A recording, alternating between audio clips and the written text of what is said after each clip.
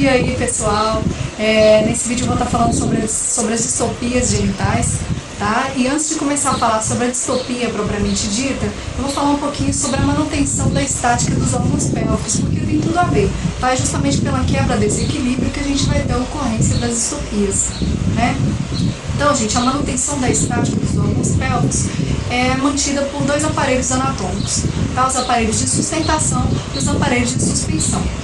Os aparelhos de suspensão são os ligamentos, tá? E eles são aí divididos em 6 feixes, sendo 2 anteriores, 2 laterais e 2 posteriores. Os 2 ligamentos anteriores, gente, são os ligamentos pubovésicos uterinos, tá? E é sobre eles que a gente vai ter a bexiga repousando, tá?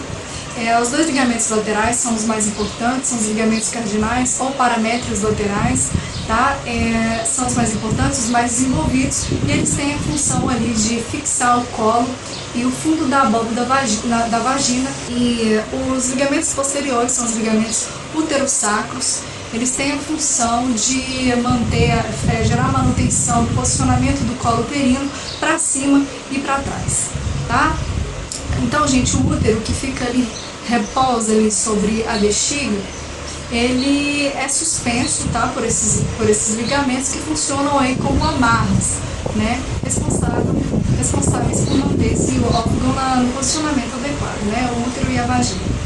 O aparelho anatômico de sustentação desses órgãos pélvicos seriam os músculos, tá, gente? O assoalho pélvico, tá? O assoalho pélvico ele é constituído por 3 estruturas, tá? Que é o diafragma pélvico, que por sua vez é constituído aí 90% dele pelos músculos elevadores do ânus e 10% pelo isquiococcígeo. É constituído também pelo diafragma urogenital e pela face endopélvica. Uma observação importante, gente, é que os ligamentos redondos eles não fazem parte nem do aparelho de sustentação nem do aparelho de suspensão desses órgãos pélvicos. Então vamos começar falando sobre as distopias genitais ou prolapsos genitais, né? Tem 2 definições aqui para vocês, uma segundo a Febrasgo e a outra segundo a Sociedade Internacional de Continência. Segundo a Febrasgo, a distopia genital ela corresponde a um deslocamento caudal de órgãos, tá? Através da vagina.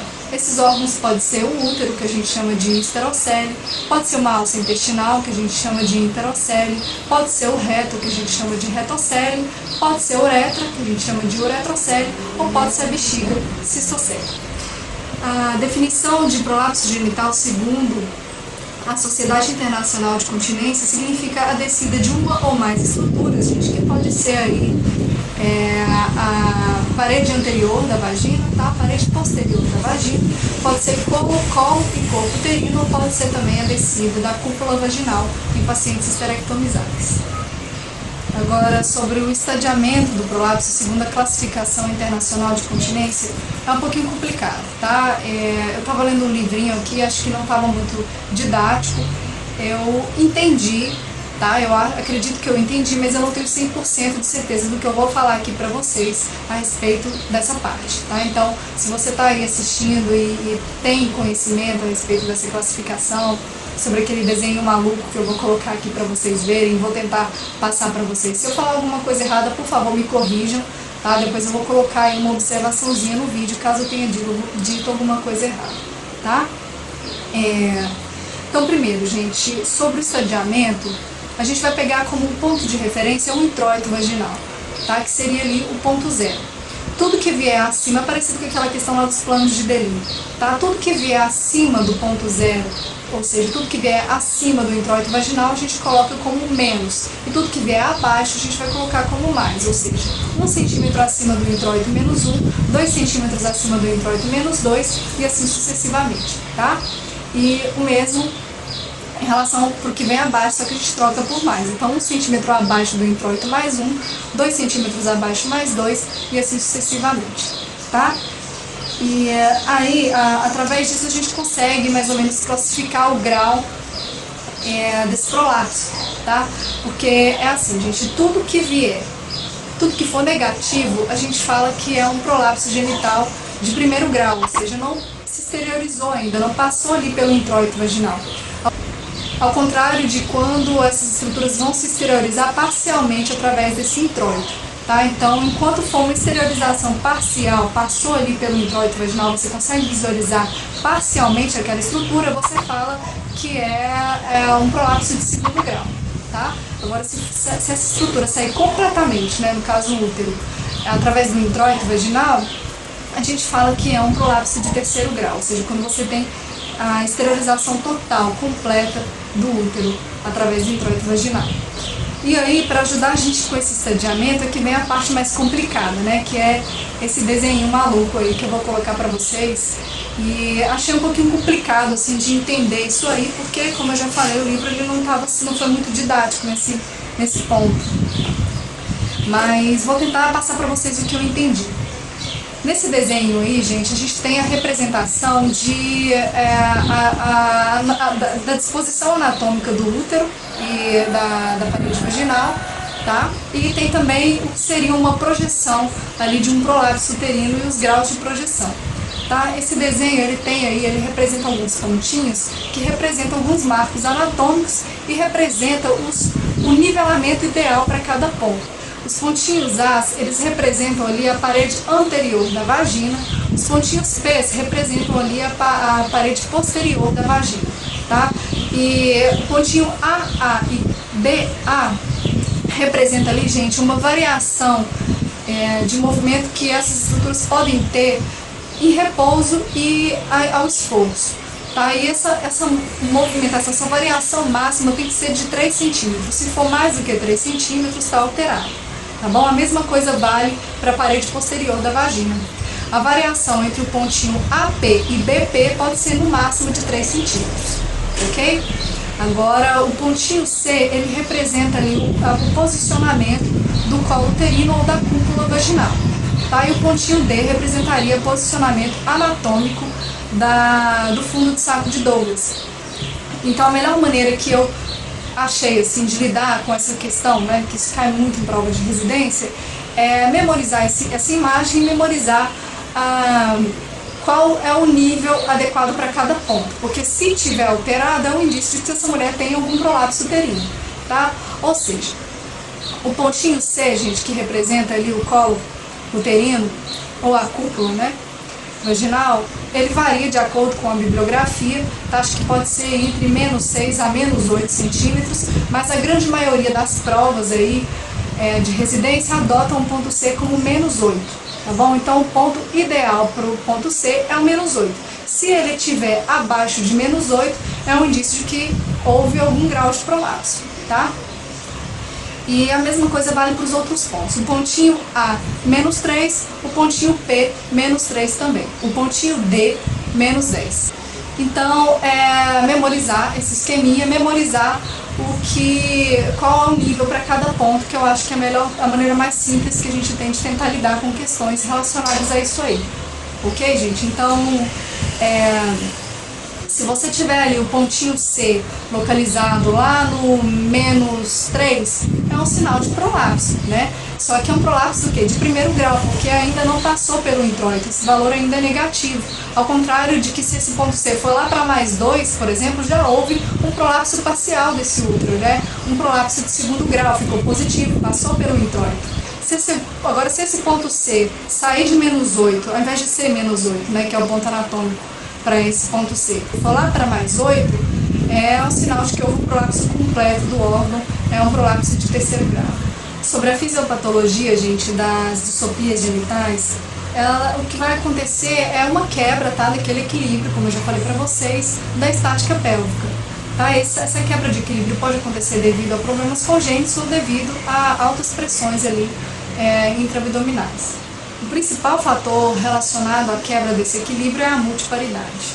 Ele corresponde aí a 70% dos casos de distopias genitais, né? Mas pode acontecer também no líparas, né, devido a uma situação de alta pressão intraabdominal, como por exemplo esforço físico intenso, né, que vai gerar também essa quebra do equilíbrio, como eu já falei para vocês. São então, gente, porém, diversos fatores que podem desencadear, né, o aumento da pressão intraabdominal nessas mulheres, como por exemplo obesidade, DPOC, né, devido a uma tosse crônica, como eu já falei, a realização de atividades físicas intensas, climatério devido a alterações hormonais e constipação, né? É importante o médico corrigir essas situações para que você, antes de submeter a paciente a um procedimento cirúrgico, né, para que você tenha aí um melhor prognóstico, né, e para que você consiga também evitar, diminuir as chances de recidiva. Em relação à idade dessas mulheres, as mulheres que desenvolvem uma distopia genital durante o MENAC, né, que é a idade reprodutiva dela, é geralmente devido ao alongamento dos ligamentos uterossacros e dos ligamentos cardinais, né, laterais e posteriores. Agora, as mulheres que já estão no pós-menopausa, já sofreram com a questão do hipoestrogenismo, geralmente a causa dessas distopias seria por conta de uma hipoplasia ou atrofia aí do tecido conjuntivo e dos músculos lisos. O prolapso da parede anterior é quando a gente tem que aquele pontinho A, né, como eu já expliquei para vocês, que representa a parede vaginal anterior, ele se localiza abaixo do nível ali de -3, né, um indício de que está prolapsada aquela parede. Ela é chamada de uretrocele ou de cistocele, ou seja, representa o prolapso da uretra ou da bexiga. O quadro clínico, gente, vai ser o mesmo para todos os casos de distopias genitais, tá? Que é geralmente uma sensação de peso ou desconforto na vagina, que melhora quando essa mulher deita, tá? Mais discreto também pela manhã e vai piorando aí com o passar das horas do dia, tá? E principalmente em casos de ortostatismo prolongado, quando essa mulher fica muito tempo de pé, né? Pode acontecer também incontinência urinária e polacíuria, podem estar associados aí a essa questão das distopias genitais, tá?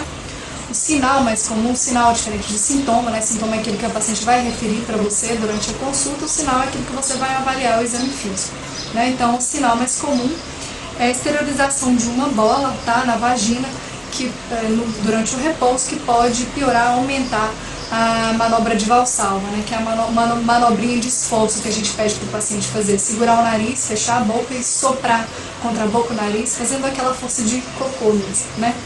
Sobre o prolapso uterino, gente, ele é a descida, tá, o deslocamento do útero, né, que em casos avançados eles podem se exteriorizar.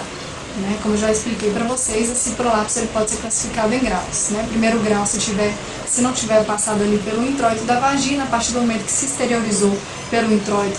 Grau 2, exteriorização parcial. Se exteriorizou totalmente o útero, a gente fala em grau 3, tá? Prolapso uterino de grau 3.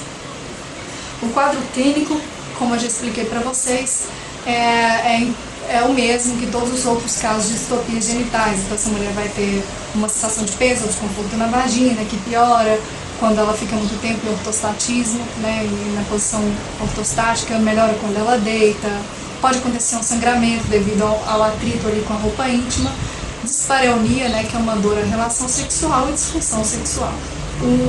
Ao exame físico, a gente vai ver que aquele útero ele vai se deslocar à manobra de Valsalva. Sobre o tratamento do prolapso uterino, vai depender muito da situação daquela mulher, tá?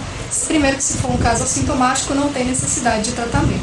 Agora, em pacientes sintomáticas, o tratamento é cirúrgico, tá? Na verdade, a gente tem a opção do tratamento conservador também, mas a gente vai aplicar somente aquelas pacientes que não tem como se submeter a um procedimento cirúrgico, tá? Como, por exemplo, aquelas mulheres que têm um risco cirúrgico muito elevado. A gente pode tentar, somente nesses casos, exercícios da musculatura pélvica, porque ele não tem uma resposta terapêutica satisfatória. Agora, o tratamento cirúrgico, o procedimento que vai ser aplicado para aquela mulher vai depender do grau, né, daquele prolapso. Se for de primeiro grau, né, a gente vai tratar essa paciente com a amputação do colo uterino. Se for de segundo grau, a gente indica a esterectomia. Agora, se essa mulher não quiser se submeter à esterectomia, se ela quiser manter por algum motivo o útero dela, a gente pode tentar a cirurgia de Manchester, tá? A cirurgia de Manchester ela é a associação de 3 procedimentos, que é a amputação do colo, ligamento pexia, você vai dar um pontinho nos ligamentos, tá? 1 a 3 horas, outra 6 horas, e a perineoplastia, que a gente chama de plicatura de Kelly-Kennedy. A associação desses 3 fatores, a gente chama de cirurgia de Manchester, ela pode ser aplicada nesses pacientes que têm prolapso uterino de segundo grau, tá? Agora, se for prolapso uterino de terceiro grau, não tem jeito, tá? A gente vai ter que fazer esterectomia nessas pacientes por via transvaginal. Uma outra opção interessante que seria aplicada naquelas mulheres muito idosas que também não podem de maneira nenhuma se submeter a um procedimento cirúrgico, tem um prolapso uterino importante, seria a colpoplegia, tá, gente? Que é a obliteração da vagina. A gente vai fazer então o fechamento cirúrgico do canal vaginal. Claro que mulheres muito idosas que não podem, tem alto risco cirúrgico e não tem aí atividade sexual. Sobre a enterocele, gente, que é conhecida também como hérnia do fundo de saco de Douglas, é quando a gente vai ter ali o intestino delgado se insinuando através da cúpula vaginal. Tá? Ela acontece devido a um defeito da face endopélvica e está muito associada também à retocele alta. A maior parte dos casos de enterocele acontece em mulheres que se submeteram a uma esterectomia. Sobre o prolapso da parede vaginal posterior é quando a gente vai ter o pontinho P, né? Então abaixo do nível ali -3, a manifestação clínica dela é a retocele, tá? E ela vai acontecer devido a um enfraquecimento da face retovaginal. Para que vocês entendam direitinho, então, gente, a diferença entre um e outro, eu vou colocar para vocês aqui uma imagenzinha dos tipos de prolapso, tá? Da enterocele, da uretrocele ou cistocele e do prolapso uterino, para que vocês entendam direitinho a diferença entre uma e outra. A enterocele, então, a gente vai ter aquele prolapsozinho, né, da cúpula vaginal. Dá pra ver, a grande maioria das imagens que nós temos, que eu encontrei, não tem útero, né, porque como eu já falei pra vocês, acontece mais em pacientes esterectomizadas. No caso do prolapso uterino, a gente vai ter ali prolapsado mesmo, aquele colo descendo ali, né, entre o canal vaginal, junto com o corpo uterino. E a uretrocele, uretrocele ou cistocele, a gente vai ter o prolapso dessas estruturas, como eu já expliquei também, através da parede vaginal anterior, tá bom? Espero que dê para vocês entenderem direitinho através da imagem sobre distopias genitais, é basicamente isso. Eu espero ter ajudado, muito obrigada.